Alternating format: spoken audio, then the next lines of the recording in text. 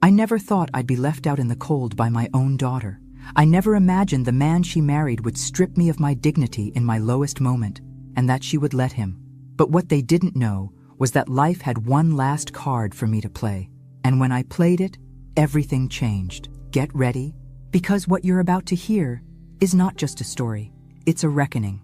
Comment below where you're watching from, and don't forget to subscribe to the channel for more stories like this. My name is Margaret. I'm 58 years old, and until not long ago, I believed in something called unconditional love, especially when it came to family. I built my life around my husband and our daughter, Amanda. Every meal I cooked, every holiday I planned, every dollar I saved was for them. When my husband passed from cancer last year, it felt like the floor vanished beneath me. But I told myself I still had Amanda. I still had my daughter. I sold the house my husband and I had built from scratch in Cedar Park, just north of Austin. Too many memories, too many nights waking up expecting to hear his voice calling from the kitchen. Amanda and her husband, Chad, offered me a place to stay for a while, or at least Amanda did. Chad barely looked up from his phone when I moved in. I tried not to make waves. I kept to my small room in the back. I cooked, cleaned, offered to run errands, trying to be helpful, trying to stay out of the way. But Chad had a way of making me feel unwanted. His eyes always carried this irritation, like I was a splinter under his skin. It started with the small things. He'd roll his eyes if I asked a question. He'd change the TV when I was mid-show. Once, I heard him mutter under his breath, "Freeloader," as he passed by me in the hall. I tried to convince myself I misheard, but deep down, I knew I hadn't. Amanda? She said nothing. I'd look to her for backup, for a word, anything. But she always played it down. He's stressed, she'd say. Work's been rough. I swallowed the shame and stayed quiet. That's what mothers do, right? But that night, that one night, it shattered me. We were at the dinner table. I had made chicken pot pie, his favorite. Amanda was scrolling on her phone, Chad sipping beer like he always did. The silence was heavy. Then, out of nowhere, Chad looked up and said, "You know, maybe it's time we stop pretending this is temporary. We're not a charity." Amanda froze. I stared at him. "What do you mean?" He smirked. "I mean, how long is this supposed to go on? You're not working. You're not contributing. We've got bills. We didn't sign up for extra mouths to feed." My breath caught. My heart was pounding. I turned to Amanda, desperate. "Amanda?" She wouldn't meet my eyes. "Maybe it's best," she mumbled, "if you find something more stable. For everyone's sake. Everyone's sake." I didn't scream. I didn't argue. I stood up, walked to my room, packed my things. 2 suitcases. That's all I had left of my life. I didn't even cry while I packed. The tears came later, when I stood outside their building, the wind biting through my coat, and realized I had nowhere to go. Amanda didn't walk me out. Chad didn't even bother pretending. I sat on the curb for an hour. My phone battery was dead. My heart was too. I remember thinking, this is what it feels like to be erased. That night, I checked into a motel, the kind where the wallpaper peels and the vending machine eats your change. I lay awake, staring at the ceiling, wondering how everything could turn so cold, wondering what I had done to deserve this kind of abandonment. The next morning, I sent Amanda a message. "I understand. I love you. Always." No reply. The next week, I sent another, then another. Birthdays, little updates, silence. 3 months passed. Each day felt longer than the last. I tried applying for jobs, anything. But no one wanted to hire a grieving widow in her late 50s with no recent work history. I considered cleaning houses, babysitting, but my body didn't move the way it used to. The loneliness, it was suffocating. And worse than that, the shame. I had given everything to that girl. How could she turn her back so easily? One evening, as I was going through a box of old family keepsakes, trying to feel close to something, anything, I found it. My mother's old diary. I hadn't read it in years, maybe never, but something pulled me to it. I sat on the edge of the motel bed, turned the pages, and that's when I found it. A name, a truth, a secret that changed everything. I remember the moment clearly. My hands shook, my heart raced, because suddenly I wasn't just the mother who got kicked out. I was someone else entirely, and for the first time in months, I smiled. They took everything from me, but they had no idea what was coming. After that night, The days blurred into each other like gray watercolors bleeding on a wet canvas. The motel room smelled of stale air and distant cigarettes. The buzzing hum of the vending machine outside my door became a lullaby of defeat. I stayed quiet. I didn't cry every night, but when I did, it was quiet. The kind of crying where your whole body trembles, but you keep it inside because no one's coming to comfort you. I texted Amanda again on the 4th day. A simple message. I'm okay. Just wanted to know how you are. No reply. I tried again 2 weeks later. Just a heart emoji. Nothing. I told myself she was busy, that she'd come around, that Chad must be twisting things. But as the weeks rolled on, that hope started to rot inside me. My money was thinning. I tried getting part-time work, grocery stores, front desks, even a diner down by the highway, but I was either overqualified or not a good fit, which is just polite code for too old and too tired. One night, I sat on the floor of that room, sorting through the only box I had brought with me that wasn't clothes. It was a dusty memory box from the house, some old photos, a few letters, and tucked at the very bottom, a small, leather-bound book. My mother's diary. It surprised me. I don't remember packing it. I almost put it back, but something about the way the leather felt in my hands made me pause. I lit the old lamp on the side table and opened the first page. Her handwriting hadn't changed from the notes she used to slip into my lunchbox as a kid. Looped, neat, always in ink. At first, it was ordinary stuff. Weather, church, complaints about grocery prices. But then I got to the entry dated June. He came again today. Said he wished things were different, that he wished I could be his wife, but he has a family, a business, a name to protect. Margaret will never know. She must never know. I just pray one day she understands how much I loved her, even if she was born out of mistake and desire. I read it twice. Then again, she must never know. My breath caught in my chest. I flipped further, entry after entry, hints, memories, meetings at hotels, small cash payments she tried to refuse but needed desperately. She never named him in full, only initials, HJS. But then, another entry. February. He said he'd made arrangements, that if anything ever happened to him, he'd ensure Margaret had something. A part of what he built. It won't be official, of course. It's too dangerous. But he promised me. A trust, a letter. He said his lawyer, Mr. Goldstein, would know. That name. It hit me like a punch to the stomach. Goldstein. I'd seen it before. It took me 2 days and several online searches from the motel's shared computer, but I found him. Leonard Goldstein, retired estate lawyer, still listed under a private firm in Dallas. I didn't call. I couldn't. My hands trembled too much. Instead, I sent a letter. A real, handwritten letter explaining who I was, who my mother was, and asking, begging, for a conversation. 2 weeks later, I received a call. I remember the way his voice cracked when I mentioned my mother's name. He knew her, not just professionally, personally. I always wondered if you'd reach out someday, he said. There's something you need to see. I took a Greyhound to Dallas the next morning. My suitcase was half packed, just in case he turned out to be some scam artist. But when I walked into that quiet office, filled with old books and even older silence, I knew it was real. He handed me a sealed envelope. Yellowed, fragile. It was from Harold James Sterling, the founder of Sterling Energy, one of the biggest oil firms in Central Texas. A man I'd seen in newspaper clippings all my life. A man with a family, a reputation, a legacy. The letter was addressed to my daughter, Margaret Louise. I couldn't read the whole thing in one go. I cried before the second paragraph. He admitted everything, the affair, the regret, the silent love, and then the promise. In the event of my death, I have insured a portion of my personal assets, untraceable through my estate, are to be delivered to you via Mr. Goldstein.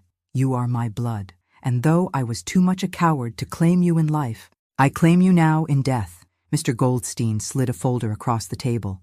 Inside, bank accounts, a modest investment portfolio, ownership papers, titles. The total value?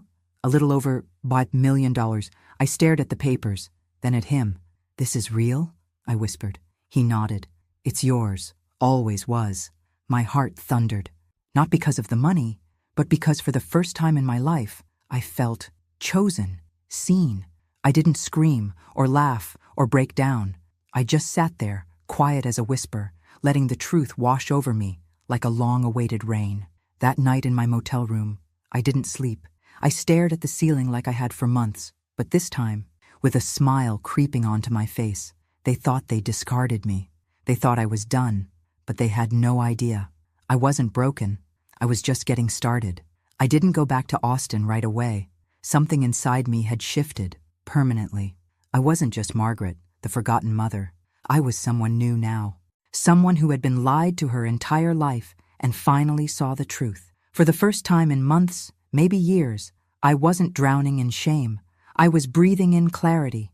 I stayed in Dallas for a few more days, just walking through neighborhoods, sipping coffee in silence, watching people live their lives. People who hadn't been tossed aside like I had. And for the first time, I didn't envy them. I studied them.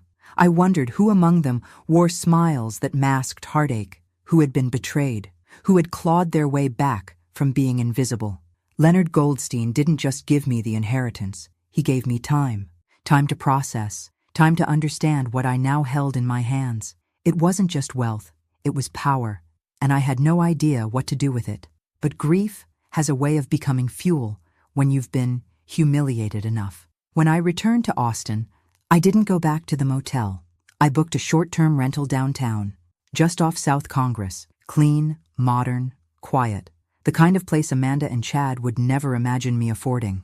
I began dressing differently, more polished, more deliberate. Not flashy, just invisible in a new way. The kind of invisible that gets you through doors. I started watching YouTube videos on investing, real estate, contracts. I learned the language of business, not because I wanted to build an empire, but because I wanted to protect myself. I would never be powerless again. That's when I found it. The listing was buried on a real estate auction site, a unit apartment building in East Austin. A little run down, but structurally sound. The location? The exact complex where Amanda and Chad lived. I sat there, staring at the screen, heart pounding. It was listed as distressed, with the owner defaulting on property taxes. Auction scheduled in 2 weeks. I didn't hesitate. With Mr. Goldstein's help, I created an LLC, an anonymous shell company. I filed the paperwork, transferred the funds, and placed the bid. I wasn't planning revenge. Not exactly. But I was going to take control of the one place they thought they ruled. The auction came and went. I won. Quietly. Legally. Entirely under the radar. And just like that, I owned the building where they lived. Where they kicked me out with 2 suitcases and a hollow excuse. Where they humiliated me in my lowest moment. I remember sitting at my desk, looking at the deed, and whispering aloud, "Let's see how Chad likes paying rent," to a mouth he couldn't feed.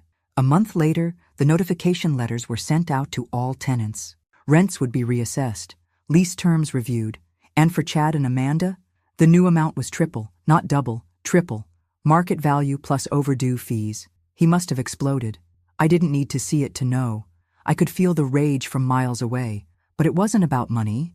It was about pride. Chad was a man who needed to feel in control, and I had just pulled the rug out from under him, silently. Amanda tried to call me 2 days after the notice. It was the first time she reached out since the night I left. I let it go to voicemail. "Mom, I don't know if you heard, but something weird's going on. Our rent just shot up, like, a lot. Chad's losing it. I don't know. Can we talk?" I didn't respond. This wasn't about vengeance. This was about gravity.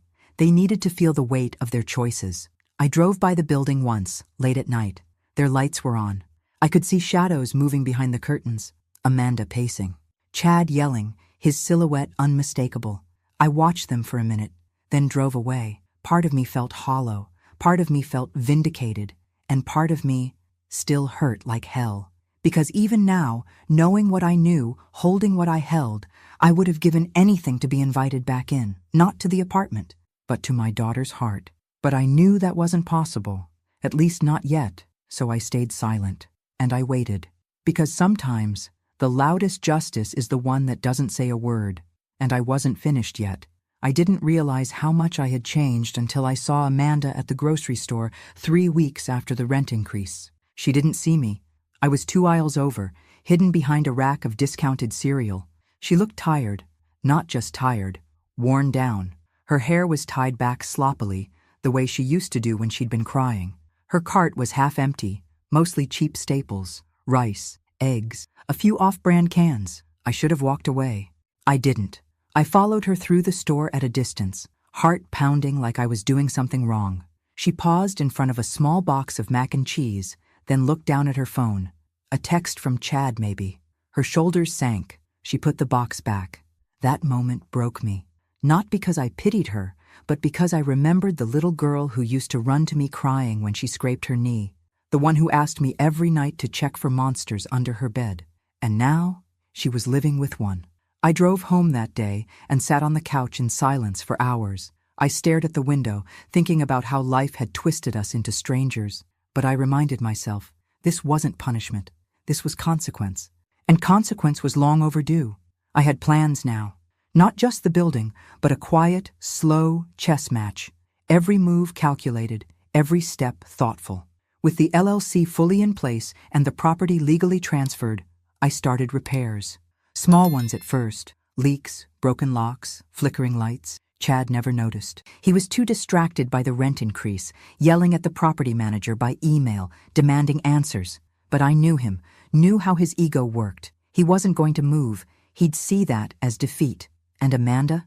She'd follow his lead, as she always did. So I kept going. I changed the property signage, had a security camera installed near the lobby, updated the tenants' mailboxes, all under the name of my company, ML Holdings, short for Margaret Louise. No one knew who was behind it. Then came the notice, annual inspections, mandatory. Chad sent a furious response through the tenant portal, filled with empty threats and self-righteous indignation. I smiled reading it. He was unraveling, and I didn't need to lift a finger. Meanwhile, I was becoming someone I barely recognized. I wore my hair differently now, sharper clothes. I walked with purpose. I started joining small business meetups under a pseudonym, learning the ropes of real estate, building connections. No one asked about my past. They only saw a quiet, composed woman with sharp eyes and cash on hand. The best disguise is the truth you don't say. One morning, I passed Amanda and Chad in the parking lot as I exited a tenant meeting. I kept my sunglasses on, hair tucked into a sleek bun, documents in hand. Amanda barely glanced at me. Chad didn't recognize me at all. Later that night, I sat in my living room, sipping tea, thinking about how strange it felt to walk right past your own child and be invisible. Not because you're weak, but because you're stronger than they remember. They couldn't see me now because they only knew the version of me they used to control. And that woman was gone. The calls from Amanda continued. Soft, hesitant voicemails. Hi, Mom. Just wanted to see if maybe you had time to talk. I know things have been complicated. I didn't return them. Not out of cruelty, but because I needed her to feel the void she created. And every time I felt doubt creep in, I opened my mother's diary. I read those words over and over again. Margaret will never know. She must never know. But I did know now, and with that knowledge came a kind of armor no one could tear through. I was no longer the woman begging to stay under their roof. I was the woman who owned it. I always believed revenge wasn't about getting even. It was about balance. Justice without fire, a correction, not a war. But when I saw the email response from Chad after he received the notice of his rent increase, I'll admit, a small flicker of satisfaction lit inside me. Subject, rent increase? This is absolutely unacceptable. This must be a mistake. Tripling our rent? That's extortion. I demand to speak to whoever owns this dump. We've lived here for 3 years and never been late once. This is robbery. He signed it, Chad D. Harmon, like his name meant something. I read the email 3 times and then forwarded it to my property manager with a simple note. Please respond using Standard Clause C regarding market rate adjustments. No special exceptions. Chad wasn't just angry. He was stunned. His arrogance never made room for the idea that someone could outmaneuver him. He'd become so used to being in control that the idea of answering to a faceless landlord drove him mad. Amanda tried calling me again that same night. The voicemail was different. No pretense. Mom, I know you're not picking up, but I really need to talk to you. Things are rough right now. Chad's upset. He's taking it out on everything. We're trying to figure things out. I miss you. I do. Her voice cracked at the end. For a moment, my fingers hovered over the screen. I could call her back, tell her it would be okay. that I'd fix everything, but I didn't. Because it wasn't okay. And I couldn't keep fixing the messes she helped make. Amanda had let him throw me out like I was nothing more than a bill they couldn't afford. And now that the pressure was on her, she remembered how to dial my number? No. Let her sit with the silence a little longer.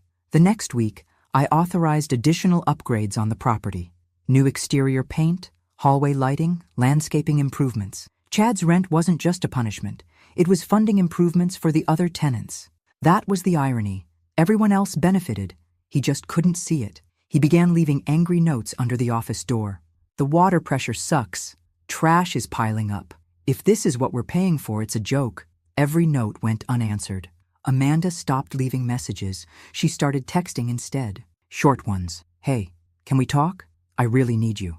Then silence again. Meanwhile, I watched the bank statements roll in. ML Holdings was stable, profitable even. The other tenants were quiet, respectful, and paid on time. It was only Chad making noise, and Amanda caught in his storm. But things changed when I received the quarterly report from the building manager. Attached were photos of Chad and Amanda's unit. The bathroom had mildew, kitchen tiles cracked, mail stacking up on the floor. They were cutting corners, living lean. I should have felt pity. Instead, I felt clarity. This wasn't just about rent. It was about power.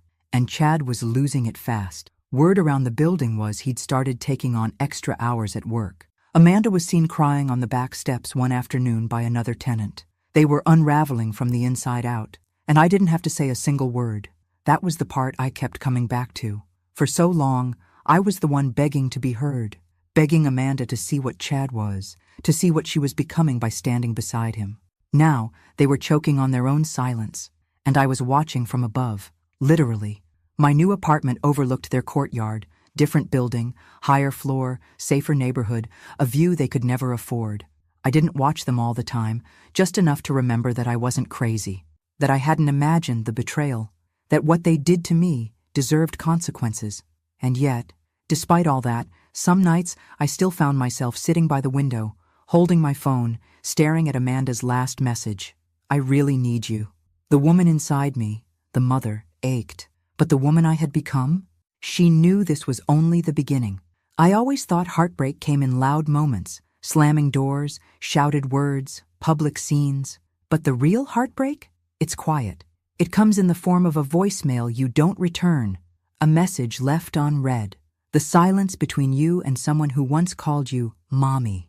The calls from Amanda stopped, the texts slowed, but the damage on her end only seemed to grow.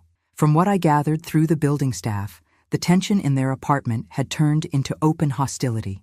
Chad was snipping at everyone, refusing maintenance requests, and demanding unnecessary inspections, looking for someone to blame. Amanda, I was told, looked like she hadn't slept in days. I didn't rejoice. I didn't celebrate. This wasn't about watching them suffer. It was about something far more painful. Watching the daughter I raised willingly stay in a cage and call it love. One afternoon, my property manager sent over a report after a noise complaint. The neighbor downstairs had heard a heated argument, shouting, something about losing control and, "This is all your fault." Chad had stormed out and didn't come back until the next morning. Amanda stayed locked inside the apartment the whole night. Lights off, curtains closed. I waited. Not for Chad, for her. It took 2 more days, 2 long, aching days. Then, just as the sun was dipping behind the trees one evening, my building's intercom buzzed. "Hi, this is Amanda Harmon. I was wondering if my mom lives here?" My heart stopped. I didn't answer right away. I just watched the screen, frozen. Then slowly, I pressed the door release. 10 minutes later, a soft knock echoed at my apartment door. When I opened it, she stood there looking like a shadow of the girl I raised, pale, makeup smudged, wrinkles in her shirt. She looked 20 years older than she was. We stared at each other for a long time. Neither of us spoke. Finally, she let out a breath. "Hi, Mom." I stepped aside. She walked in slowly, like she wasn't sure she was allowed to. The room was silent except for the clink of teacups as I prepared 2 mugs. I didn't ask why she was there. I didn't ask how she was. I just handed her the tea, sat down across from her, and waited. "I don't know where to start," she said, her voice barely above a whisper. I said nothing. She looked down. He's not easy. He's angry all the time. Blames the rent. Blames me. Blames the dog next door, for God's sake. Still, I stayed silent. I thought I was doing the right thing. Back then, when we asked you to leave, asked, as if I had a choice. I just wanted to keep the peace. I didn't want more conflict. Chad said, she paused. He said you'd never leave unless we pushed you. And God, I hate myself for agreeing. I took a sip of tea. I miss you, she whispered, but I don't know how to fix it. I studied her face. Every line, every flinch. She was looking for forgiveness, but afraid to ask for it. So I gave her the only thing I could, silence. Because sometimes silence is safer than the truth. We sat like that for nearly an hour. She didn't ask for money. She didn't ask for help. She just wanted to be near me. And I let her. When she finally stood to leave, she reached for my hand. I'm sorry, she said, for everything. I didn't say it back. I just held her hand a little longer than she expected. She pulled away first, and then, with tears welling up in her eyes, she walked out the door.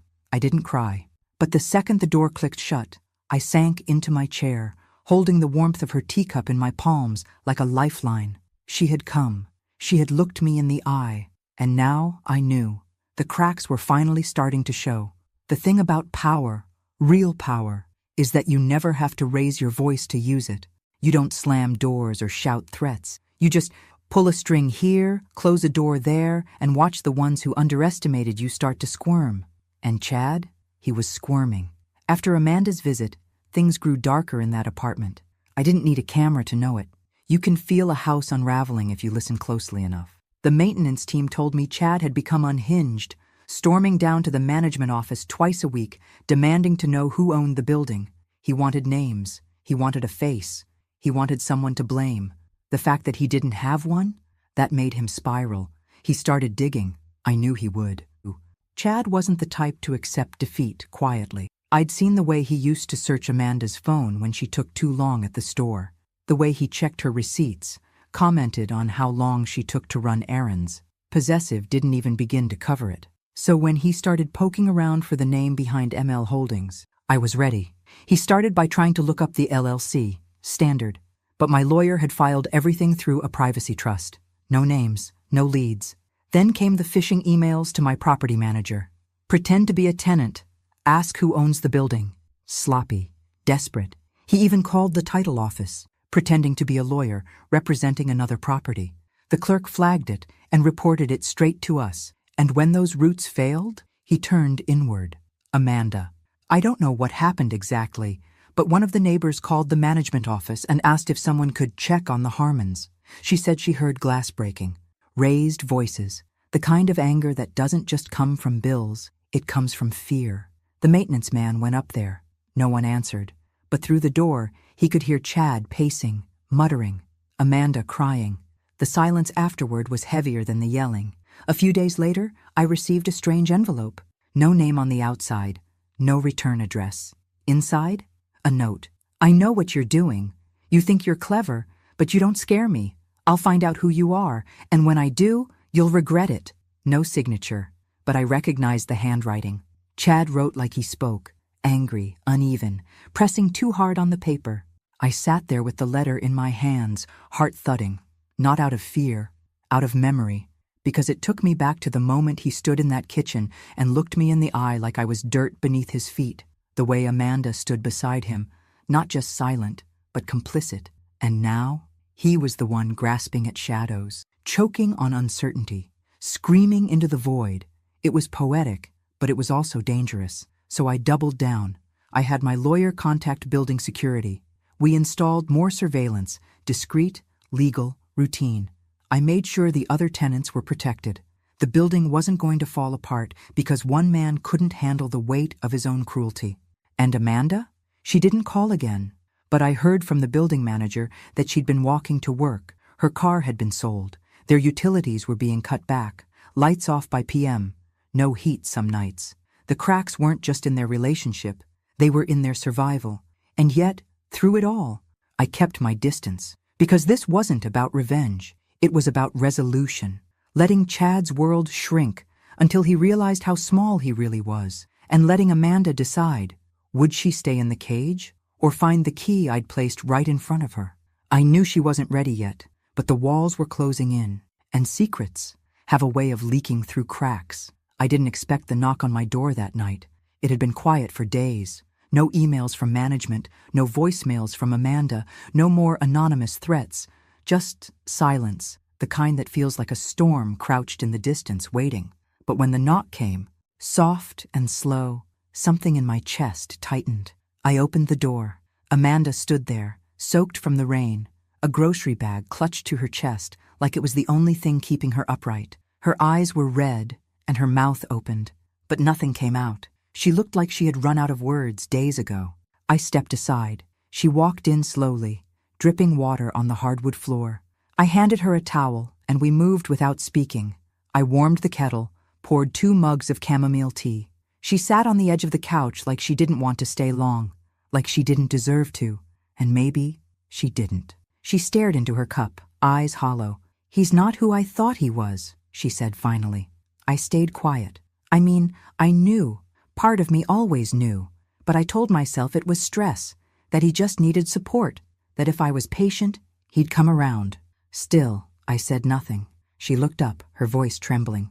"He thinks someone's targeting us. He's obsessed. He's been going through my phone, my emails. Last week, he followed me to work, said he was making sure I wasn't involved." A shiver ran through her, and not from the cold. "He asked if I was hiding something. If you were hiding something." That caught my breath. She didn't wait for an answer. "I told him I hadn't spoken to you in weeks, that I didn't even know where you were." She paused, but that was a lie. I met her eyes for the first time. "I found your building listed in a security notice, same management company. I figured it out. It wasn't hard." Of course it wasn't. Amanda was smart, always had been. But smart doesn't always mean brave, and now she looked like someone who had finally opened her eyes and hated what she saw. I didn't speak, not yet. "I miss you," she whispered, "but I don't even know how to be around you anymore." My hand tightened around the mug. "You left," she said, voice cracking, "and I let you. I let him push you out." Finally, I spoke. "No, Amanda, you didn't let him. You stood with him." That stopped her cold. She blinked. Her lips parted slightly, like she wanted to deny it, to defend herself. But there was nothing left to defend. I stood up, walked to the window, stared out into the night. "I begged for your voice that night," I said. "Just one word, just one, and you stayed silent." Behind me, I heard her exhale, a quiet, broken sound.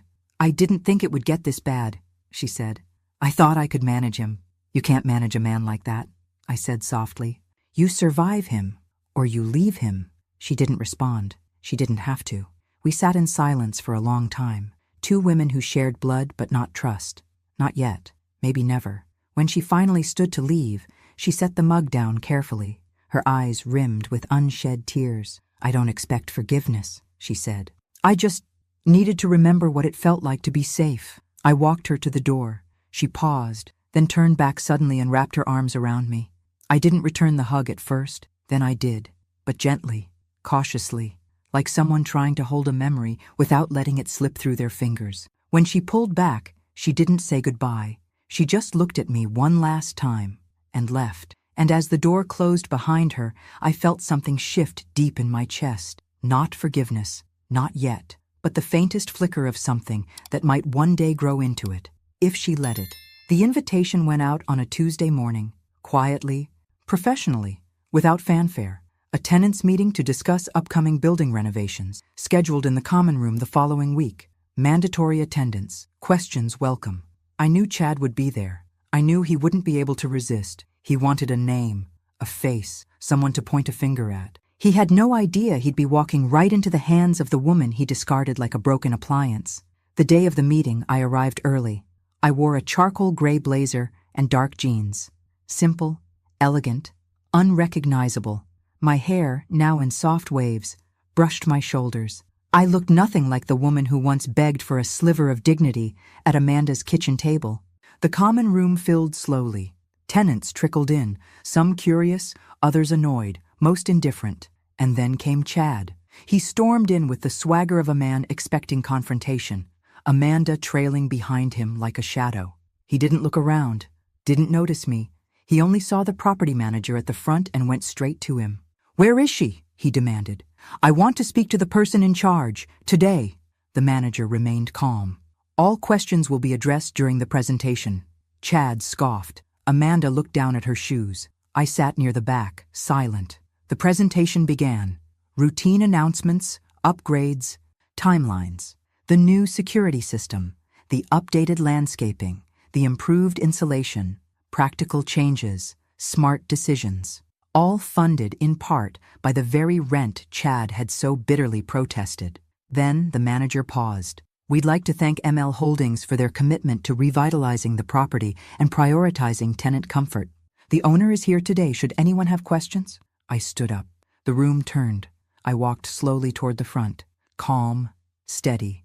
Every step a quiet drumbeat in my chest. Chad's face twisted in confusion, then disbelief. Amanda's mouth parted in shock. I turned to the room. "Good evening," I said. "My name is Margaret. I'm the owner of this building." You could hear a pin drop. Chad stood up so fast his chair scraped the floor. "You? This is a joke. What kind of game is this?" I looked at him, really looked at him, and saw the cracks he had tried to hide, the sweat behind his collar, the puffiness under his eyes, the panic.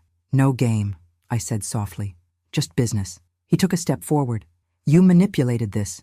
You've been behind this the whole time. You raised our rent. You're trying to ruin us." I held my ground. "I gave you a roof. I made improvements. I treated every tenant equally. What I didn't do was forget." He opened his mouth to speak, but I turned back to the group. "If anyone has questions about the changes or improvements, I'm happy to answer them after the meeting." "Thank you." I stepped aside. The meeting resumed, but the tension never left the air. Chad didn't sit down.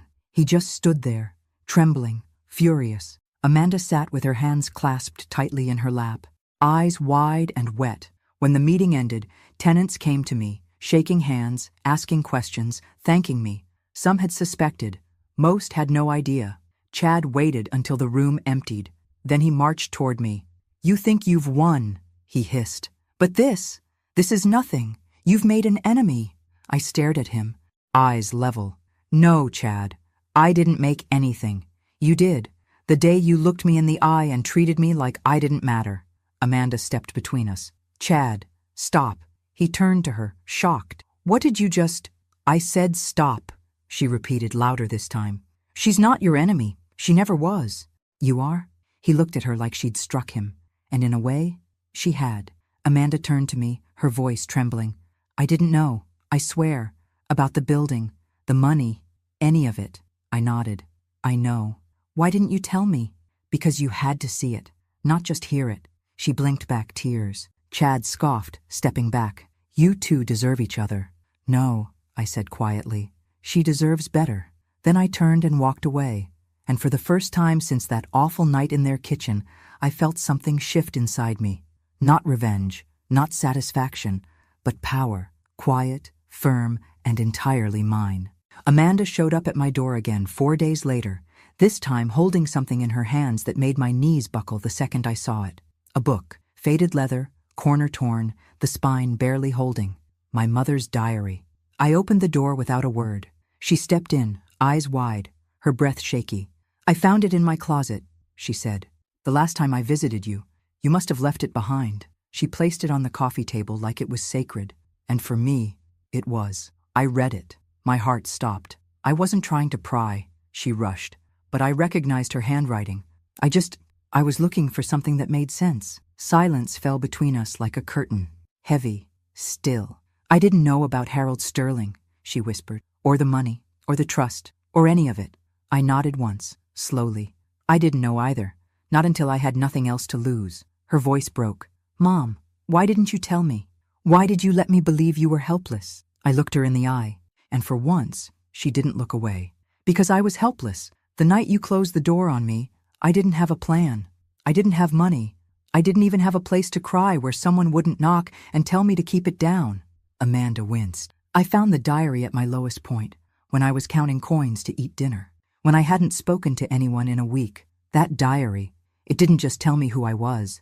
It reminded me that I mattered, that my mother didn't just love me. She fought for me, silently, without ever being able to show it." Amanda sat down, hands clenched in her lap. I don't know how I became the kind of daughter who could do what I did. I keep asking myself that, over and over. I walked to the window, stared out at the street below, the quiet hum of life passing by. You didn't become her all at once, I said. It was small choices, letting things slide, choosing peace over truth, believing love meant loyalty, even when it hurt. She stood and walked toward me. I've left him. The words hit the air like a bomb. He tried to go through my things again, my laptop, my bag. I told him no, that was it. He screamed, packed a bag, and left. Said he'd be back. I changed the locks the next day. I turned to her, stunned. I don't know who I am without him, she admitted, voice trembling. But I'd rather find out than keep disappearing. A silence passed between us, thick with everything we hadn't said. Then she looked down at the diary. You didn't deserve what I did, what we did. I can't fix that, but I want to try. I walked back to her slowly, sat down beside her. I used to dream about hearing those words, I said, but when you say them now, they don't fix the past. They rewrite it. She looked at me confused. I held her hand gently. You see me now. That changes everything. We sat there together for a long time. The kind of silence that doesn't hurt, but heals. The kind that comes after truth has finally had its say. Before Amanda left that night, she paused at the door. You didn't raise me to be weak, she said. I just forgot how strong you were. I smiled softly. No, I said. You didn't forget. You just stopped looking. And now she was seeing everything. Not just who I had become, but who I'd always been. When the email came in from Chad, I almost didn't open it. The subject line alone made my stomach churn. We need to talk. Now. I read it, slowly, carefully, his words sharp, frantic, and dripping with desperation. I know everything. About the building. About the inheritance. About your little secret with Sterling. You think you're clever? You think you can ruin my life and walk away smiling? Let me make something clear. If you don't undo this, I will go to the press. Your name, your mother's affair, everything. Let's see how your precious reputation holds up when everyone knows what kind of family you really come from. I stared at the screen in stunned silence. He had finally connected the dots. Somehow, through Amanda or his own digging, he'd discovered the truth. But I wasn't afraid, because I had planned for this moment since the day I bought the building.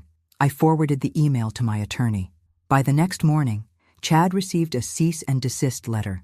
In it were records of every threatening message he had sent to the property office, the falsified documents he tried to submit under a fake law firm, and the tampered emails we had quietly traced back to his IP address.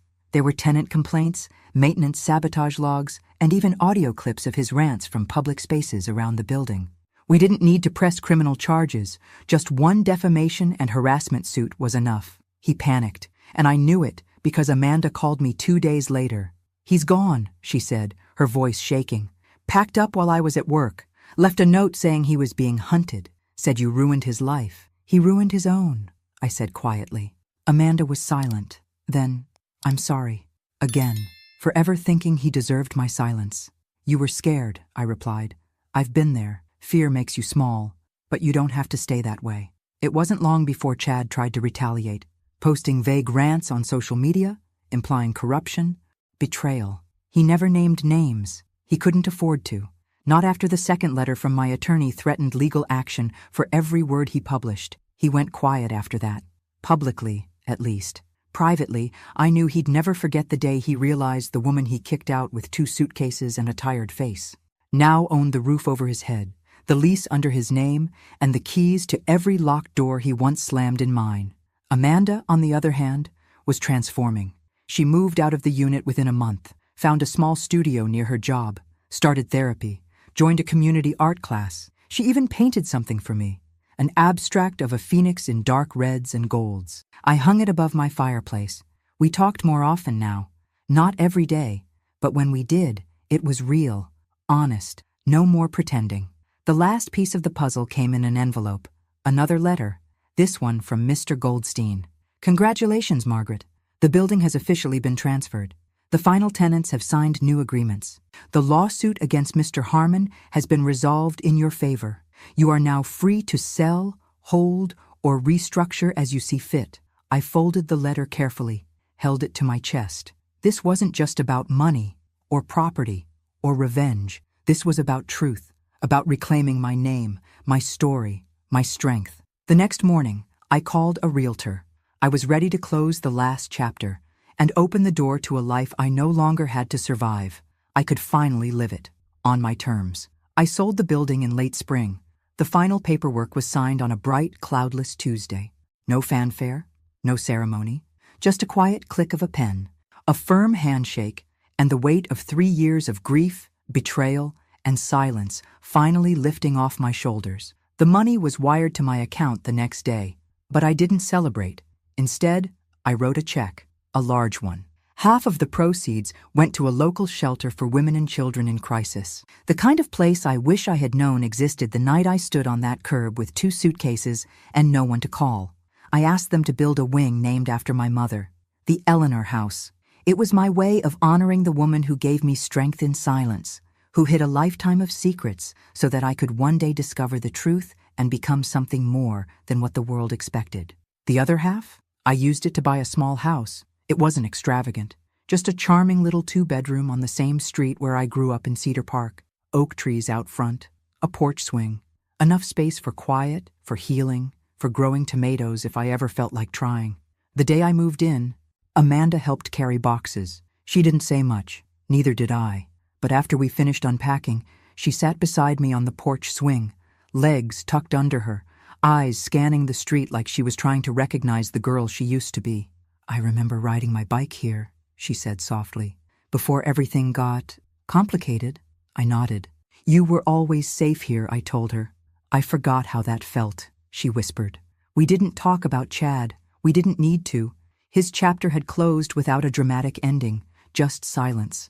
He disappeared into a new city, a new job, probably a new lie, but not before signing a non-disclosure agreement and quietly dropping his threats. The last thing he wanted was another legal battle, or worse, for the world to see the truth about him. He was a ghost now. Amanda stayed for dinner. We made grilled cheese sandwiches and tomato soup like we used to when she was little. She laughed when she burned one side. I laughed when she tried to blame the pan. It was the first real laughter we had shared in years. That night, after she left, I stood at the window, holding a cup of tea in both hands, watching the moonlight stretch across the front lawn. And for the first time in a long, long time, I said the words out loud. "I forgive you." Not to Amanda, to myself. Because that was the hardest part, not rising from the ashes, but learning that I was never the fire they tried to extinguish. I was the spark they underestimated. They taught me that silence was weakness, but I learned how to weaponize it. They tried to erase me, and I became someone they could never forget. I sat down on the couch, opened the diary one last time, and tucked a note inside for Amanda to find someday. You don't need their love to be worthy. You don't need their approval to be strong. You only need the truth, and to never, ever forget who you are. The clock ticked softly in the background. My tea grew cold in my hands, but my heart, it was finally warm. I didn't need to scream. I didn't need to win. I just needed to be who I was all along. And now, finally, I was home. Thanks for listening. Don't forget to subscribe and feel free to share your story in the comments. Your voice matters.